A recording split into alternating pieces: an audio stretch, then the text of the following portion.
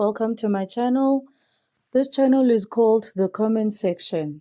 So we'll just find some interesting stuff that we find online.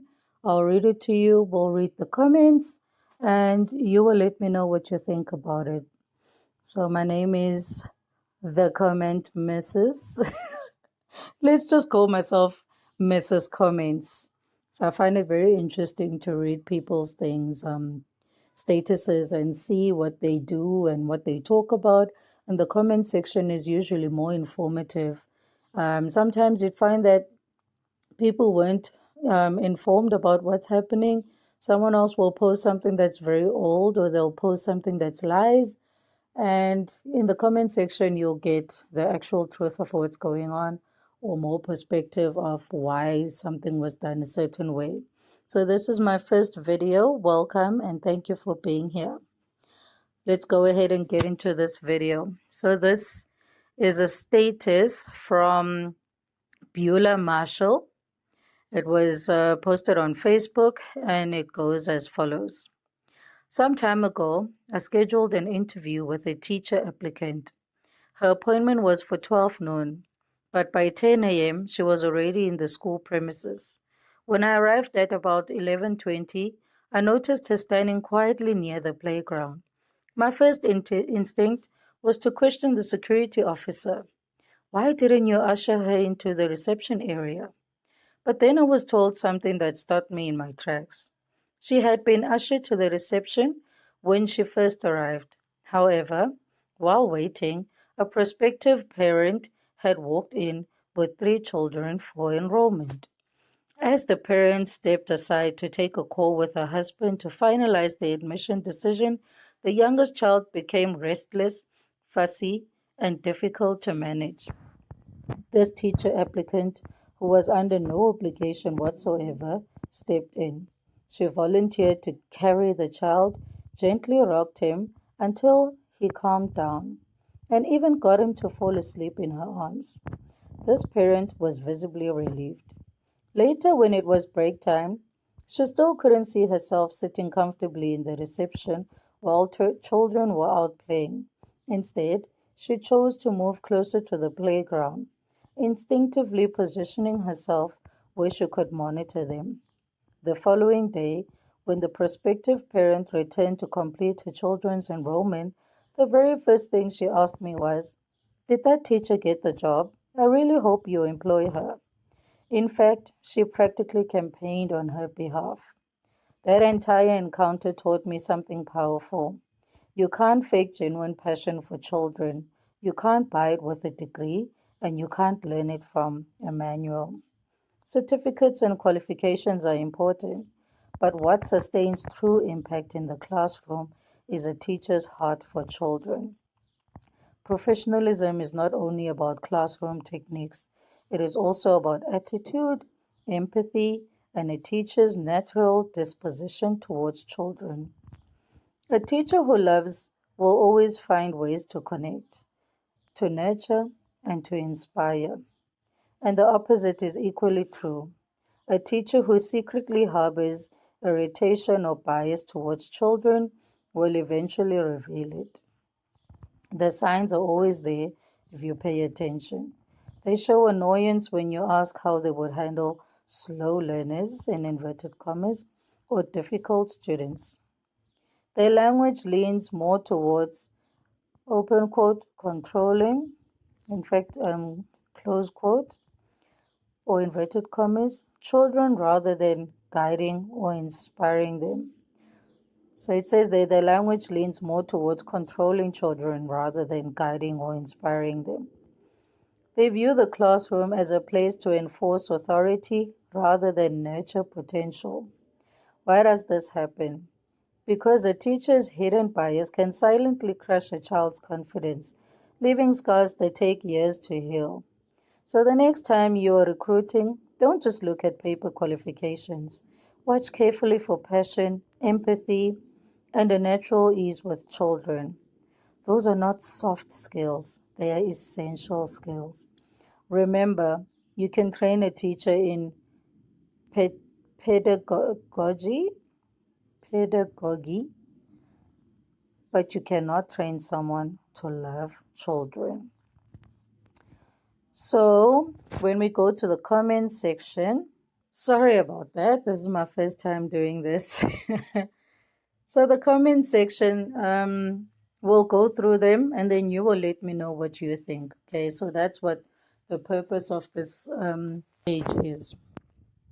So anonymous participant 433 says, after she done love children finish, them go still delay her salary or make it seem like they're doing her a favor by paying her, not referring to you, ma'am, but to some wicked school owners who may be seeing this post and may want a good teacher like her.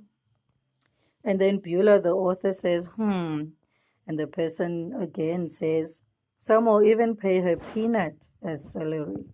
What do you think about this? So she's basically saying someone else who would see this post who can recruit a teacher in her capacity of HR or principal of a school or a master of the school or the head of the school or head of department, they will see someone with the exact same skills and still underpay that person. That's what anonymous participant 433 says. What you're thinking about that? Odukoya Asemudara Mabel Adeolu says this is such a powerful lesson. Passion for children cannot be faked. It shows up naturally in little actions. Degrees may open the door, but it is a teacher's heart that keeps the room alive. When hiring, don't just look at certificates. Look for empathy, patience, and genuine love for children. Those are the true game changers. So this person is also agreeing with what Beulah had written, that certificates and degrees are just the qualifications, but you can't teach a person how to love children. Lillian Osasenaga says, by God's grace, this is me, but I stopped teaching after having my second child. She's 9 months old now, and the salary in private schools is just too low. It's really discouraging. Your salary doesn't match your effort, but I'm still paying for divine intervention. So Beulah says this is the reality of a Nigerian teacher. So I'm recording this from South Africa, and I know that a lot of people are leaving the education space because of salaries, lack of resources, and just not feeling safe because the law also doesn't, the South African law doesn't allow teachers to do corporal punishment. The parents are not allowed to do corporal punishment. So the children are sometimes a danger to the teachers. And kids also go through so much. You might have seen many stories of children and how they are harmed by their own parents. And this is then reflective of the child in the school. And the teacher has to also play as the psychologist. So there's a lot that goes on there, and the salary just isn't enough to take on all that emotional support that you also have to give towards children. So this lady says that she eventually stopped when she had her baby because the money wasn't enough. And then Faith says, it's well, same here. I have to resign. I put in so much, but instead you see others trying to bring you down. Very sad. Have you been in a situation where you are passionate about the job that you do? Doesn't have to be in teaching. You're passionate about what you do, but people bring you down and you just feel that you are unseen. Your efforts are not taken care of. Rosalind says, good day, madam. However, you can have all of those good qualities, but once the employer discovers a flaw in content mastery and delivery, those qualities become neglected. We are so certificate orientated that we stand chances of losing the real lovers of children. Secondly, some employers will tag it initial garagara, killing the spirit of such a teacher. Hence, people act to please and not to build the learners. Building pedagogy, please tell me how to pronounce this word. must be on the grounds of existing certifications. The reality must not skip. And when such people are seen, they should be remunerated accordingly. Passion dies with hunger. I'm glad you acknowledged her essential qualities, Ma. So with passion, which of course is commendable, however, will her reward commensurate with her input? Some school owners and slave teachers.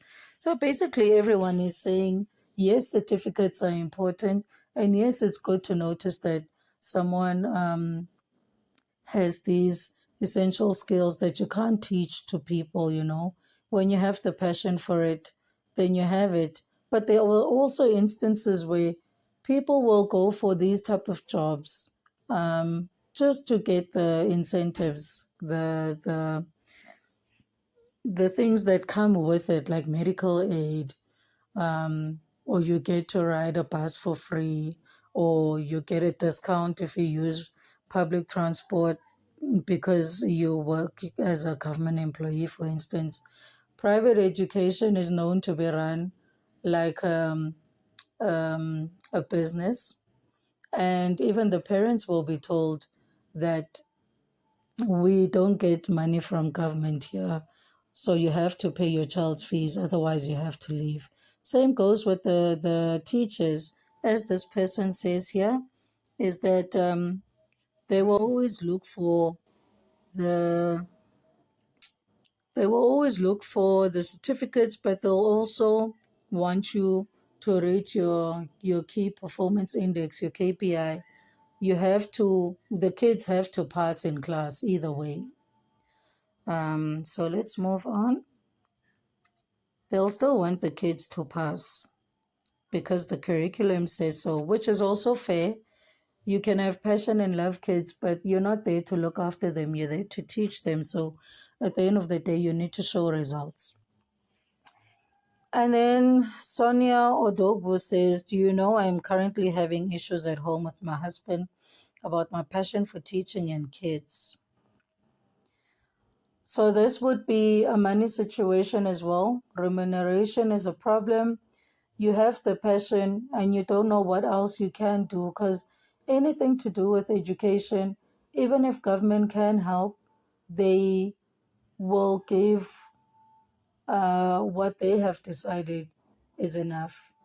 And most of that money most probably goes towards the building itself, getting the books, getting stationery, because in public schools, those things are given to the kids for free.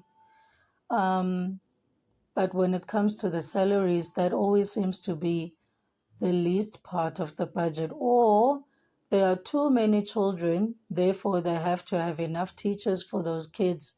And then that money becomes lesser and lesser for those who are teaching. So, of course, money always plays a role in households where you have a passion for the job that you're doing, but at the end of the month, you can't contribute at home, but you're working and you love your job. And loving your job also means staying home, staying at work late, going in early, starting late. Most schools start at 7:30 here in South Africa. Please let me know, since this content is written, I think, from Nigeria. What time do schools start there and what time do they end? Now, on this side, private school can be any time between 7:30 and 4 o'clock, depending on extramural activities. Some kids get home at 5, others get home at 6 because they go to aftercare.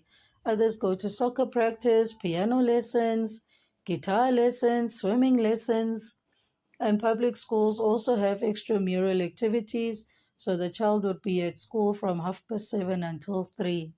And in those instances, the parent is at work and they pick up the kids late, so the child ends up getting home same time as the parent coming home from work, because mom and dad might have to pick them up and take them with them to the office, or be stuck in traffic because they live far from the school. It's just unfortunate, but passion does kill relationships, because you're not exactly sure where you're going to get a job then if this is the only thing that you qualify for. Um,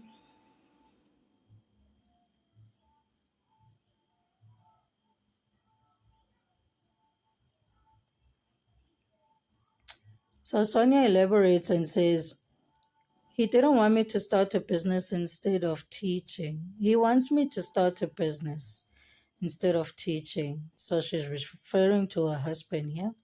My passion for teaching and kids is just so much that I feel like he is mean.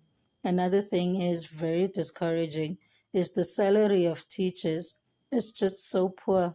I'm currently contemplating stopping and owning a shop, but I don't see myself as anything but an educator. Sure. And then Mkari Okoro says to Sonia, teaching doesn't stop you from owning a business. Ask God for the wisdom to balance. You could own a business and be an online tutor. That way you are still impacting lives. What do you think about that advice to Sonia from Ms. Okoro?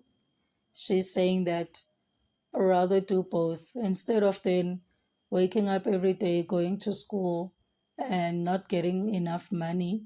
You can be an online teacher, maybe be a tutor and charge your own amount. You can also decide the time that you teach those kids online, or you can work for international online schools where you teach a certain skill and you get the money for the time that you used instead of a basic salary. So that way she could be at the shop or maybe hire someone who will be at the shop and she can just keep checking what's going on but be based at home. Taina Bessie says, very true. And this is also so evident in children's ministry. In churches, it's easy to tell when a children's church teacher is genuinely interested in the kids versus when they're just going through the motions.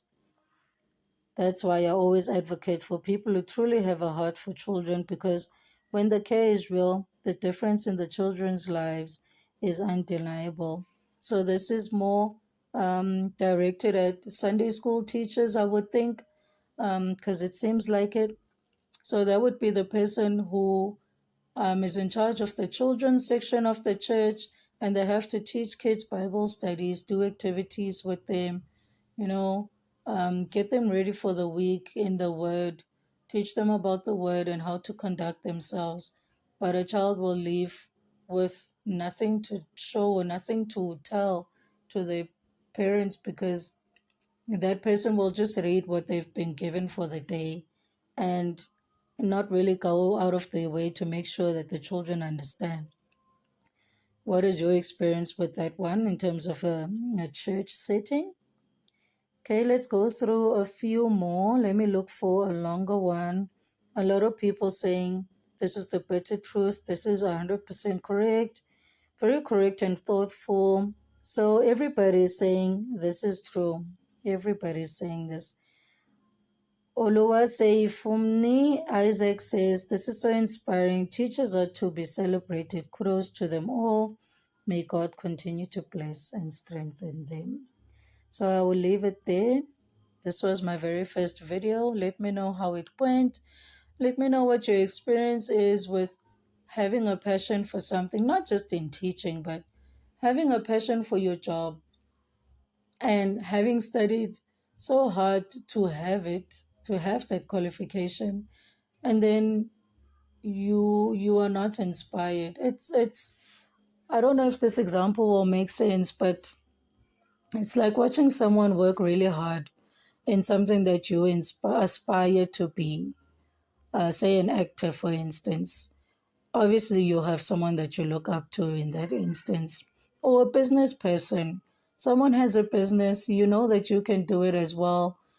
You meet this person eventually and you say, could you please help me? Um, I've always looked up to you and I like this. You quote things that they've done that you've seen that they're really good at. And then they say, um, don't do it. There's really nothing to it. It's overrated. but they are in it and they're doing it, and they discourage you from it. So, what do you do in that instance? Do you leave the job because of passion and you try something else? Um, Passion also is killed, unfortunately, by qualification. Education is very expensive, and not everyone gets a chance to get a bursary or funding or even be funded by their parents. A lot of parents can't afford to put money aside to take the kids to school. So, what then happens to your passion when you don't get to go to school? How do you become a teacher when the only way to be a teacher is to have a qualification? Is there any other way? If someone has a natural way of dealing with children, and I would think if you really love children, you can be taught how to teach these things. And after some time, I would think that the school might have, a fund on the side where they say, we will fund two people who can show that they are passionate about education, and we will fund you to become a professional teacher and get your qualification. Because qualifications are important, unfortunately, and there's a lot that you will learn by going to school and learning about the skill and the place that you want to work in. Um, so maybe that's another thought of how those with passions that are dying can be allowed to also be in that space where money doesn't matter to them as long as they are doing it. Unfortunately, money is a factor, but we need to educate our children and teach them. And the only people who deserve to get these jobs are the ones who truly want to do it. So, unfortunately, money does have to be set aside for this one. Let me know if that's what you think. Um, and what are your thoughts on my first video?